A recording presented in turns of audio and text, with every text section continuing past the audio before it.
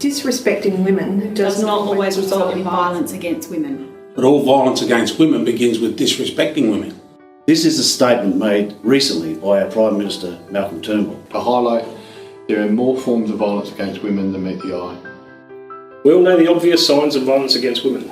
Physical violence such as hitting, kicking, backhanding. And sexual violence such as assault, rape, or any unwanted sexual advance. But there are many more subversive forms of violence and disrespect towards women that can occur anywhere, including the workplace. These include objectifying women, using sexist language to describe women, demeaning a person's ability based on their gender and behaving poorly when sexual advances are rejected. These forms may not be seen by a lot of people as violence, but they can be just as dangerous as the physical and sexual forms of violence. As Mr Turnbull said, all violence against women begins with disrespecting women. Many of these forms of disrespect can be seen in our prisons. One example is the common misconception that as a female correctional officer, putting up with being objectified is just part of the job. It is unacceptable for a woman in her workplace to have to ignore or accept inappropriate comments, stares or touching. This may be caused by a prisoner or a work colleague. Neither is acceptable.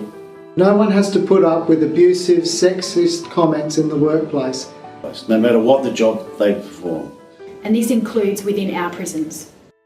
Similarly, no woman should be made to feel that she is not as competent in her job as a male colleague.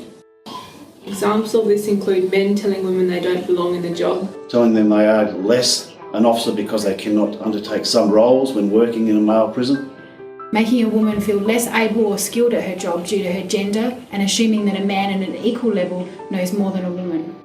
The Department for Correctional Services will not stand for this occurring in any of our prisons. These examples constitute violence against women and will not be tolerated in our prisons. But what can you do if you overhear something like this occurring? And what is the department doing to combat it? There are a few ways you can respond if you see or hear something like this happening. Don't be a bystander. Talk to the person responsible and make it clear that their behaviour is unacceptable. Stand by the person who has been targeted to show your support for her. And so that she knows there is someone supporting her. Discuss your concerns with colleagues. Chances are they are also uncomfortable with what has just happened. Check with the person who's been targeted. Ask her if she's okay. Offer to support her in dealing with it.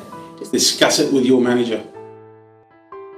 The department takes its accreditation as a White Ribbon workplace very seriously.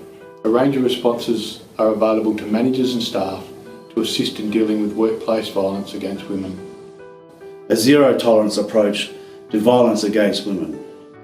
Verb training. That's values, ethical and respectful behaviour. Implementing formal employee misconduct processes. Reminding staff of their obligations under the Public Sector Code of Ethics. EAP and other supports to assist staff who have been targeted by abusive behaviour. There are also new measures designed to assist women experiencing domestic violence in the home. These include flexible work options to deal with health, legal, financial and family issues arising from the violence and abuse. 15 days of specific domestic violence leave in addition to other relevant entitlements. Referral to EAP and other internal and external support services. Violence against women in all its forms is inexcusable. Let's be leaders.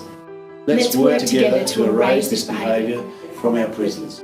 Once and for all.